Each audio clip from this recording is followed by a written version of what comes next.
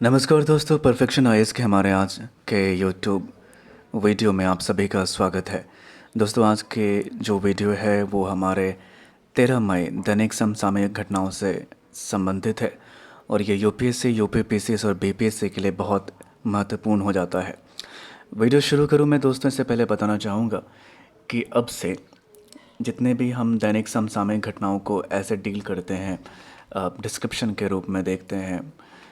इसके अलावा perfection IAS इन सारे वीडियो का कंपाइलेशन जो है पूरे वीक का एक तरीके से आपको एमसीक्यू के माध्यम से भी प्रोवाइड करने जा रहा है, जो कि वीडियो और पीडीएफ दोनों में फॉर्मेट में आपके लिए अवेलेबल होगा। तो उससे आप एमसीक्यू को देख सकते हैं और प्रैक्टिस कर सकते हैं। तो दोस्तों, अगर आपने अभी तक हमारा यूट्यूब चैनल जो है उसे सब्सक्राइब नहीं किया है तो इसे सब्सक्राइब कर लीजिए, बेल आइकन पे दबा दीजिए ताकि आपको सारे करंट अफेयर्स के वीडियो हों, चाहे जो भी टॉपिक पे हम वीडियो डालना शुरू कर रहे हैं उसके बारे में आपको पता चल जाए। दूसरी चीज़, जो हमारा टेलीग्राम चैनल है परफेक्शन आईएएस, वहाँ पे आपको हर रोज़ कम से कम 100 प्रश्नों के ऊपर प्रैक्टिस करवाया जा रहा है। ख़ास करके बीपीएससी 66 के लिए बहुत इंपॉर्टेंट है वो, प्रीलिम्स के एग्ज़ाम के लिए। तो वहाँ पे आप जुड़ जाइए, क्योंकि वहीं पे आपको सारे पीडीएफ भी हिंदी और इंग्लिश दोनों में वहीं पे आपको मिलेंगे। तो दोस्तों, चलिए आज शुरू करते हैं। और जो आज हमारे सामने पहला टॉपिक है यहाँ पे, उसको शुरू करें हम, तो देखेंगे कि जो पहला टॉपिक है हमारे पास प्रारंभिक परीक्षा से रिलेटेड है, क्या जन्म और मृत्यु दर। जन्म और मृत्यु दर ये कह रहा है कि भारत के रजिस्ट्रार जनरल वर्ष 2018 के लिए राष्ट्रीय दर, मृत्यु दर और शिशु मृत्यु दर पर डेटा है वो जारी किया गया। प्रमुख बिंदुओं के ऊपर ध्यान दें तो कह रहा है कि इन आंकड़े पर संकलित डेटा को नमूना पंजीकरण प्रणाली कहा जाता है। जारी आंकड़ों के अनुसार राष्ट्रीय जन्म दर 20 है, मृत्यु दर 6.2 और शिशु मृत्यु दर 32 है। कुछ अन्य प्रमुख बिंदुओं के ऊपर ध्यान दें तो कह रहा है कि दिल्ली में मृत्यु दर सबसे कम थी और छत्तीसगढ़ में सबसे ज़्यादा। कह रहा है कि अंडमान और निकोबार द्वीप समूह में जन्म दर सबसे कम थी और जबकि बिहार में सबसे ज़्यादा थी। यहाँ तक कि अब कह रहा है कि नागालैंड में सबसे कम शिशु मृत्यु दर थी और मध्य प्रदेश में सबसे ज़्यादा।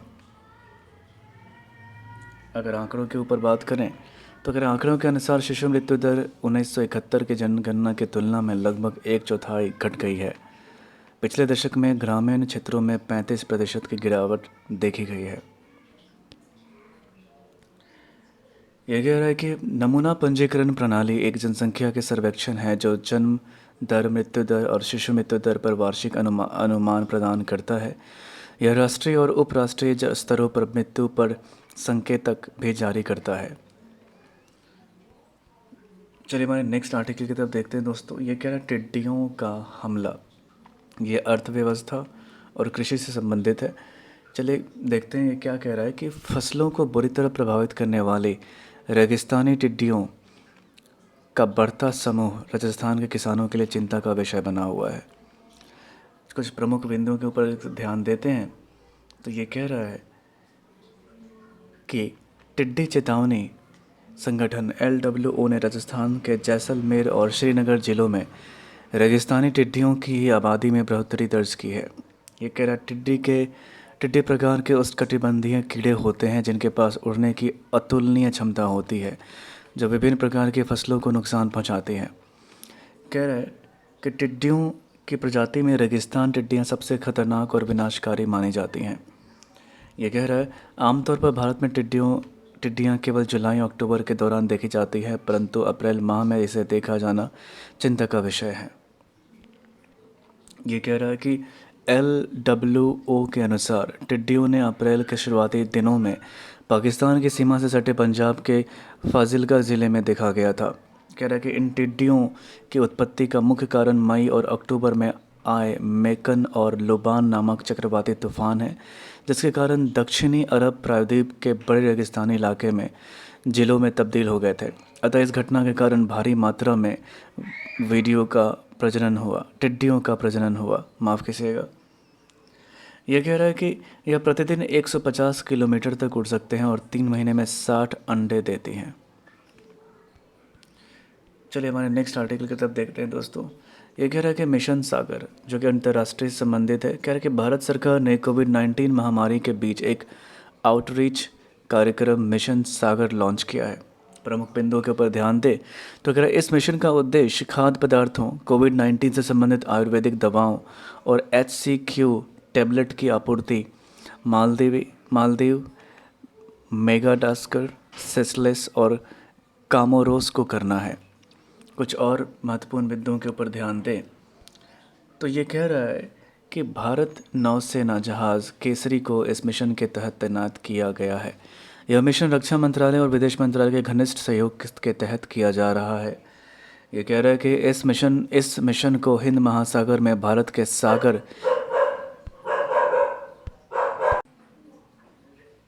माफ़ कीजिएगा दोस्तों, ये कह रहा है कि इस मिशन को हिंद महासागर में Sagar security and growth for all in the region vision के साथ घनिष्ठता के तहत तैनात किया गया है। कह रहा है कि भारत का लक्ष्य अपने समुद्री पड़ोसियों के साथ आर्थिक, राजनीतिक और सुरक्षा सहयोग प्राप्त करना है। यह कह रहा है कि इस लक्ष्य को हासिल करने के लिए भारत सूचनाओं के आदान प्रदान, बुनियादी ढांचे के निर्माण, तटीय निगरानी और आपस में क्षमताओं को मजबूत करने में सहयोग करेगा। नेक्स्ट आर्टिकल की तरफ देखते हैं दोस्तों। कह रहा है राष्ट्रीय प्रौद्योगिकी दिवस जो कि विज्ञान से संबंधित है। ये कह रहा है कि भारत में प्रत्येक साल 11 मई को राष्ट्रीय प्रौद्योगिकी दिवस के रूप में मनाया जाता है। कुछ प्रमुख बिंदुओं के ऊपर ध्यान दें तो कह रहा है कि इस दिन राष्ट्रगर्व के साथ साथ देश अपने वैज्ञानिकों की उपलब्धियां को याद करता है। ये कह रहा है कि विज्ञान एवं प्रौद्योगिकी मंत्रालय इस दिन प्रत्येक साल राष्ट्रीय प्रौद्योगिकी दिवस मनाता है, जो कि तकनीकी, रचनात्मक, वैज्ञानिक जांच, उद्योग और विज्ञान में के एकीकरण में किए गए प्रयास का प्रतीक माना जाता है। ये कह रहा है कि इस दिन भारत में निर्मित देश का पहले एयरक्राफ्ट हंस 3 ने 11 मई को सफलतापूर्वक उड़ान का परीक्षण किया था। कह रहा है कि भारत में बना त्रिशूल मिसाइल का सफल परीक्षण भी 11 मई को हुआ था। ये कह रहा है कि इस साल 1998 में भारत ने दूसरा परमाणु परीक्षण ऑपरेशन शक्ति भी इसी दिन किया। पहला परमाणु परीक्षण ऑपरेशन स्माइलिंग बुद्धा मई 1974 में किया गया था। ये कह रहा है कि भारत का राष्ट्रपति इस अवसर पर राष्ट्रीय प्रौद्योगिकी पुरस्कार भी प्रदान करते हैं। चलिए कुछ नेक्स्ट आर्टिकल की तरफ देखते हैं दोस्तों। ये कह रहा है कि ध्रुव सैनिटाइज़र जो कि विज्ञान से संबंधित है और ये बहुत इंपॉर्टेंट है दोस्तों। कह रहा है कि DRDO के रिसर्च सेंटर भारत RCI ने defence research ultra violet sanitiser विकसित किया है। तो ये आप याद रखिएगा, इसे DRDO ने विकसित किया है। प्रमुख बिंदुओं के ऊपर ध्यान दें तो कह रहा है हैदराबाद स्थित RCI ने इसे mobile phone, laptop, iPad, passbook, चालान और कागज़ को सैनिटाइज करने के लिए विकसित किया है। यह कह रहा है कि यह अल्ट्रा वायलेट कैबिनेट के अंदर वस्तुओं में UV किरणों को 360 डिग्री एक्सपोजर प्रदान करता है। यह कह रहा है कि ध्रुव एक संपर्क रहित पैरा बैगनी सैनिटाइज़र कैबिनेट है जो इलेक्ट्रॉनिक गैजेट्स को सैनिटाइज करता है। जिस तकनीक UV को कीटाणुनाशक के रूप में उपयोग किया जाता है उसे ultra violet germicidal irradiation UVGI कहा जाता है। UV प्रकाश मनुष्य के लिए हानिकारक भी होता है। यह कह रहा है कि शॉर्ट वेवलेंथ UV आमतौर पर कीटाणुनाशक होते हैं। वे 200 nm और 300 nm के बीच होते हैं। यह न्यूक्लिक एसिड द्वारा अत्यधिक अवशोषित होते हैं। तो ये थे दोस्तों आज के हमारे प्रमुख प्रारंभिक परीक्षा से संबंधित आज के आर्टिकल। चलिए कुछ मुख्य परीक्षा से संबंधित हमारे आज के कुछ आर्टिकल देखते हैं जो कि BPSC 65 के लिए आपके लिए इम्पोर्टेंट हो सकता है। इस नज़रिए से देखें तो पहला है आयुष, सामाजिक स्वास्थ्य से जुड़ा हुआ है। प्रस्तावना पर ध्यान दें तो कह रहा है कि कोविड-19 के मद्देनज़र हाल ही में उत्तर प्रदेश सरकार ने आयुष कवच ऐप लॉन्च की है। इससे आयुर्वेद, योग, यूनानी आदि की आवश्यकता, बेहतर जीवन शैली, रोग प्रतिरोधक क्षमता में वृद्धि के लिए सरल उपाय, योग एवं ध्यान वीडियो आदि से जुड़े महत्वपूर्ण जानकारियाँ उपलब्ध कराई जाएगी। कह रहा आयुष विशेषकर योग का महत्व भारत के अलावा पूरे विश्व में बढ़ा है। योग भारत की सांस्कृतिक पहचान बन चुकी है और विश्व स्तर पर 21 जून प्रत्येक वर्ष योग दिवस के रूप में बड़े पैमाने पर मनाया जाता है। अगर इसके कुछ प्रमुख बिंदुओं के ऊपर ध्यान दें तो कह रहा है कि आयुष का मतलब आयुर्वेद, योग और प्राकृतिक चिकित्सा, यूनानी सिद्धि और होम्योपैथी है।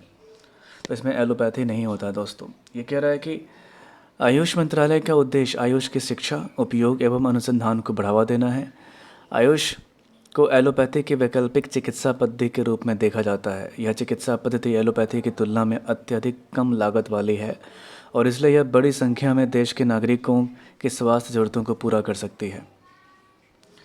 आयुष के बारे में अगर कुछ हम संक्षिप्त विवरण देखें तो कह रहा है कि आयुर्वेद, इसका अर्थ जीवन का विज्ञान है और यह एक भारतीय प्राचीन चिकित्सा प्रणाली है। इन औषधीय प्रणालियों के विपरीत आयुर्वेद रोगों के बजाय स्वास्थ्य जीवन शैली पर अधिक केंद्रित है। आयुर्वेद के अनुसार मानव शरीर 4 मूल तत्वों से निर्मित है: दोष लाइक कफ, वात और पित्त, धातु, मल और अग्नि। बी नंबर देखते हैं। कह रहे हैं योग के बारे में अगर बात करें तो क्या योग का अर्थ भगवान की सार्वभौमिक भावना के साथ व्यक्तिगत आत्मा को एकजुट करना है। इसमें शारीरिक आसन, ध्यान, स्वास्थ्य प्रणाली का उपयोग किया जाता है और ये कह रहा है कि हठ योग और सूर्य नमस्कार भारत संस्कृति का एक मुख्य पहचान है। सी देखते हैं। क्या यूनानी यह ग्रीस में शुरू हुआ और हिप्पोक्रेटस द्वारा इस प्रणाली की नींव रखी गई। इसे अरबों द्वारा भारत में लाया गया था। इसमें वैकल्पिक चिकित्सा, रसायन विज्ञान, वनस्पति विज्ञान, एनाटॉमी आदि का इस्तेमाल किया जाता है। यह कह रहा है कि प्राकृतिक चिकित्सा, इसमें जीवन के शारीरिक, मानसिक, नैतिक और आध्यात्मिक पहलुओं को महत्व दिया जाता है। यह शरीर के भीतर महत्वपूर्ण उपचारों को मान्यता देती है।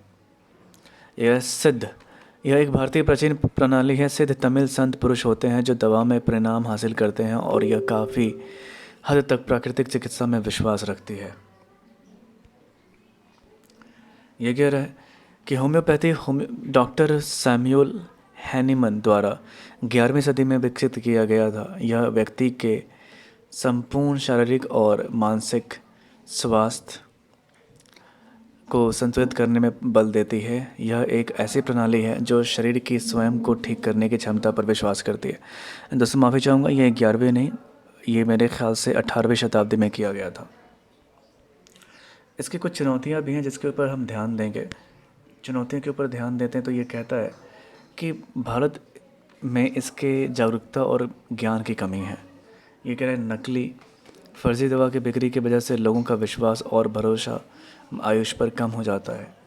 कह रहा है कि प्रमाणीकरण और मानवीयकरण प्रक्रिया में कमी है और ये कह रहा है कि एलोपैथी अभी भी ज़्यादा लोकप्रिय है और विपणन के मामले में आयुष से काफ़ी आगे है।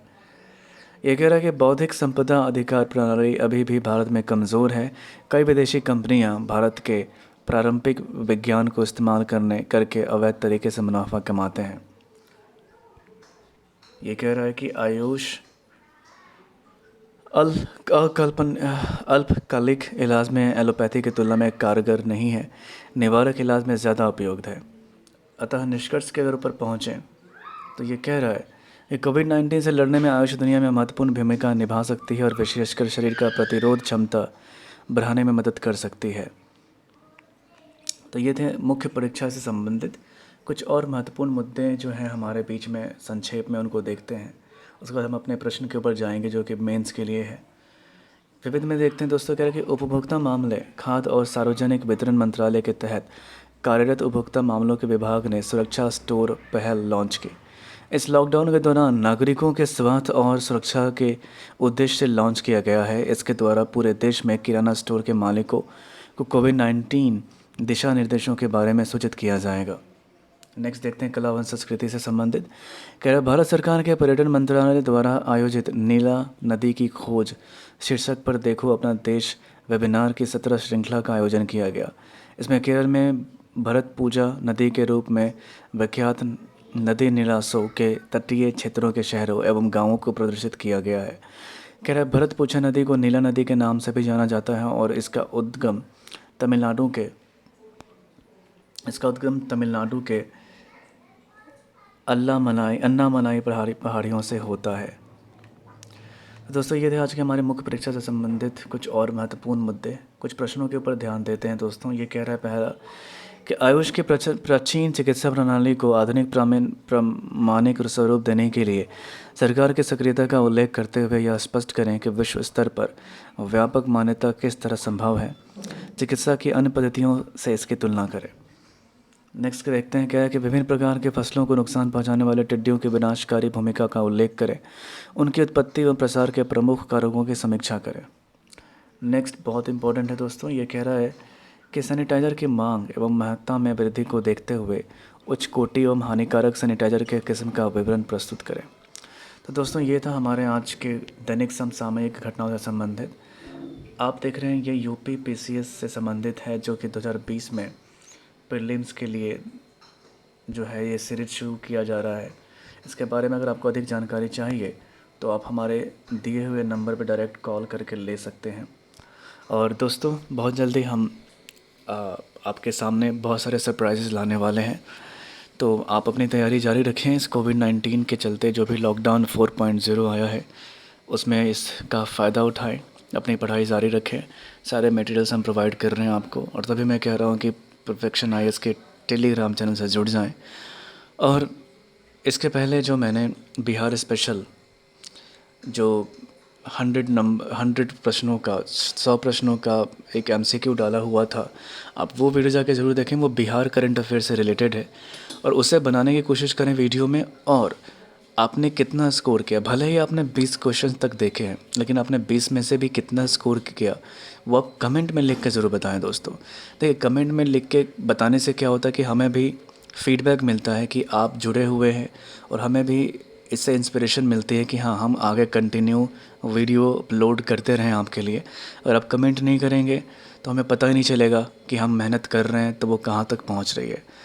तो आप तो या तो स्किप करके देख सकते हैं या आप हमारे साथ देख सकते हैं, तो हमें भी इससे जानकारी मिलते रहेगी कि या हाँ आप हमारे साथ जुड़े हुए हैं, तो हमें भी अच्छा लगेगा दोस्तों। तो ये रिक्वेस्ट है कि कमेंट किया कीजिए, तो उससे हमें उसे इवैल्यूएट करने में मदद मिलती है। तो दोस्तों मैं साहिल मिश्रा, आज के लिए बस इतना ही। परफेक्शन आइज़ की तरफ से आप सबको ऑल द बेस्ट, तैयारी कीजिए। जय हिंद।